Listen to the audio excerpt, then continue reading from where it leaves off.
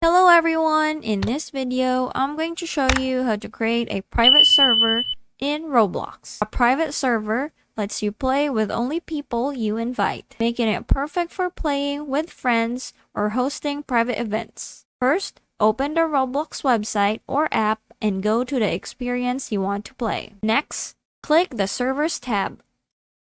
Here in the Grow a Garden 2 private server, you can click the Create One for Free button right next to it. If the experience charges for private servers, you'll be shown the monthly Robux cost before confirming your purchase. Once your server is created, click the pencil icon button if you want to rename it or choose who can join. When you're ready, click Join to enter your private server. And that's it. Thanks for watching.